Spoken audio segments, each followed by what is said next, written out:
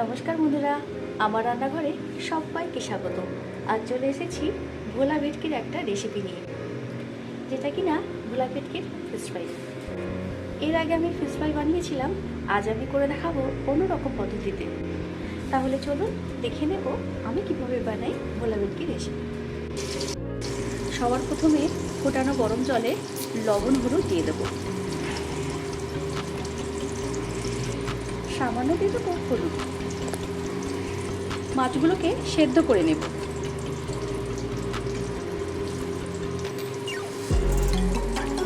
ভালো করে মাছগুলোকে আমি সেদ্ধ করে নেব।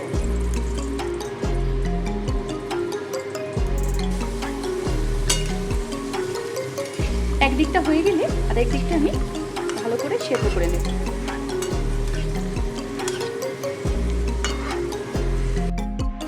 মাছ সেদ্ধ হয়ে গেছে, এবার আমি তুলে নেব।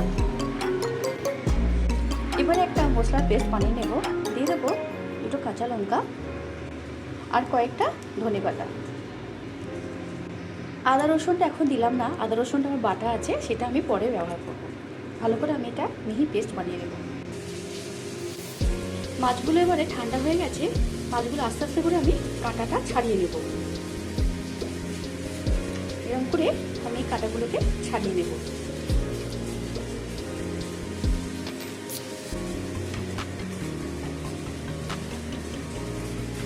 প্রত্যেকটা আমি এইভাবে কাঁটাগুলোকে ছাড়িয়ে নেব। মাছের গা থেকে ভালো করে কাঁটা বের করে নিয়েছি। এবার একটা পাত্রে 3টে ডিম আমি ফেটিয়ে নেব।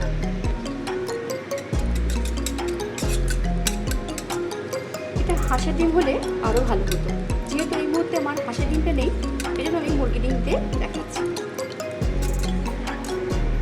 দিয়ে দেবো 1 চামচ লবণ, 1 চামচ দিয়ে দেবো কর্নফ্লাওয়ার, 1/2 চামচ দিয়ে দেবো চালের গুঁড়ো। ভালো করে আমি এটা এর সঙ্গে ফেটিয়ে দেবো।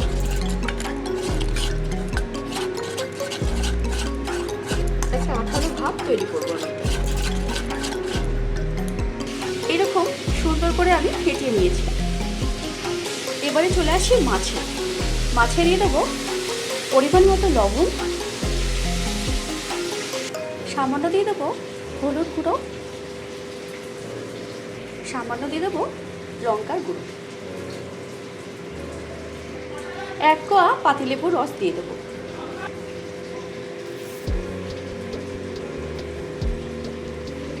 ভালো করে সব কিছু উপকরণ আমি মাখিয়ে নেব। হালকা করে আমি মাখিয়ে নেব,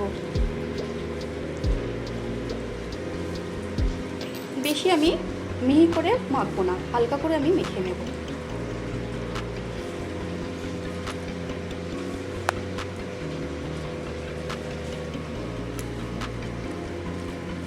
এবারে আরও কিছু উপকরণ আমি মেশাবো। 1 চামচ দিয়ে দেবো আদা বাটা, রসুন বাটা দিয়ে দেবো 1 চামচ। আগে থেকে যে বেড়ে রেখে দিয়েছিলাম ধনে পাতা আর কাঁচা লঙ্কা, এই মিহি পেস্টটা আমি এর মধ্যে এবারে দিয়ে দেবো। আবারও সমস্ত কিছু উপকরণ ভালো করে মাখিয়ে আমি কিছুক্ষণ এটা রেখে দেব। কিছুক্ষণ আমি এইভাবে রেখে দেব। ফিরে এলাম কিছুক্ষণ পর। এবারে একটা ভালো করে হাতের মধ্যে দিয়ে আমি ছোটো ছোটো করে বল তৈরি করে দেব।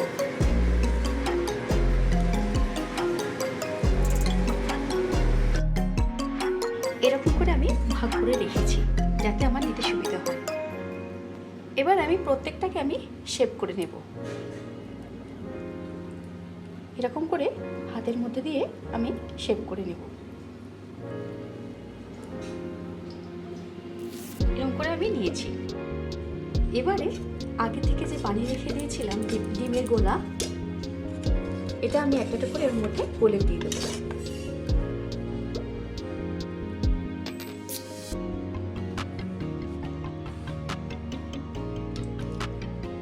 একটা হয়ে গেলে আর একটা আমি উল্টে ভালো করে আমি ওটাকেও করে দেব।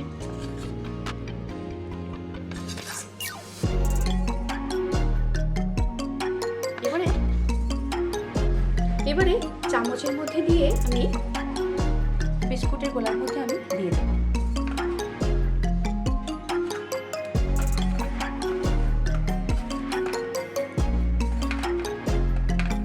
এরকমভাবে প্রত্যেকটা আমি বানিয়ে নেব।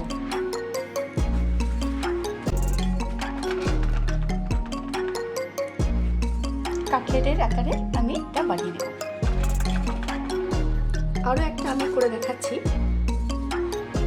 এটা হাত দিয়েও ডিমের মধ্যে গুলে নিয়ে করা যায়।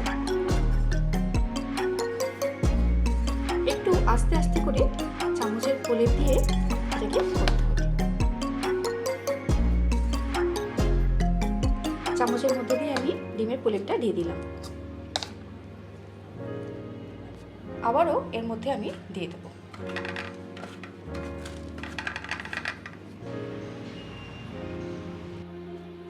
এইভাবে প্রত্যেকটা আমি গড়ে নিয়েছি। এবারে ডুবো তেলে আমি ভেজে নেব। তেল সুন্দর গরম হয়ে গেছে।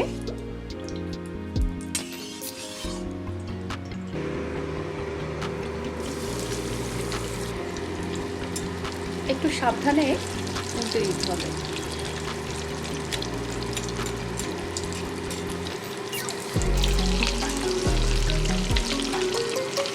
একেবারে হালকা আছে আমি ভেজে নেব।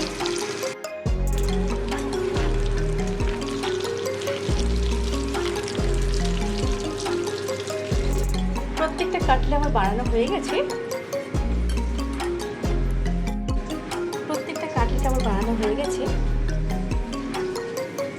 কতটা সুন্দর হয়েছে আপনারা দেখুন একবার। অপূর্ব সুন্দর হয়েছে আর স্বাদটা অপূর্ব। এরকম বাড়িতে ভোলা ভেটকি থাকলে বাড়িতে বানিয়ে দেখবে, অপূর্ব লাগবে।